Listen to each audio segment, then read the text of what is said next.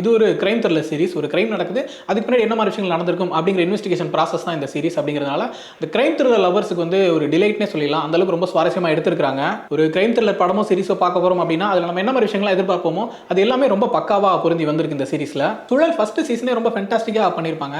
ஒரு பொண்ணு மிஸ்ஸிங் அப்படின்னு ஆரம்பிக்கக்கூடிய அந்த கதை வந்து வேற வேற டைமென்ஷன்ஸ்ல போக ஆரம்பிக்கும். ஒரு கப்பல் ஓடி போயிட்டாங்க, கிட்னாப் பண்ணிட்டாங்க, அதுக்கப்புறம் ஒரு ரேப், ஒரு அபியூஸ் அப்படின்னு சொல்லிட்டு ஒரே கதை வேற வேற டைமென்ஷன்ஸ்ல வேற வேற விதமா வேற வேற பெர்ஸ்பெக்டிவ்ஸோட ஆடியன்ஸ் கிட்ட வந்து சேரும். அதே போல தான் இதுலயுமே ஒரு கிரைம்ல ஆரம்பிக்கக்கூடிய கதை அது என்ன மாதிரியான கிரைம், அதுக்கு பின்னாடி யாரெல்லாம் இருக்காங்க அப்படின்னு சொல்லிட்டு வேற வேற டைமென்ஷன்ஸ்ல டிராவல் ஆகுது. ஃபர்ஸ்ட் அந்த கிரைம் வந்து அது கொலையா தற்கொலையா அப்படிங்கிற கேள்வியிலே வந்து நமக்கு பல டைமென்ஷன்ஸ் கிடைக்குது. ஏன்னா இது கொலையா இருந்தாலும் சரி, தற்கொலையா இருந்தாலும் சரி, ரெண்டுத்துக்குமே நிறைய பாசிபிலிட்டிஸ் இருக்குங்கிற மாதிரி வருது. எந்த ஒரு கன்க்ளூஷனுக்குமே வர முடியல அதை பத்தி அப்படின்னு சொல்லிட்டு அந்த பிகினிங்ல ஆரம்பிக்கக்கூடிய அந்த சஸ்பென்ஸ் வந்து கடைசி வரைக்குமே மெயின்டைன் பண்ணியிருக்காங்க.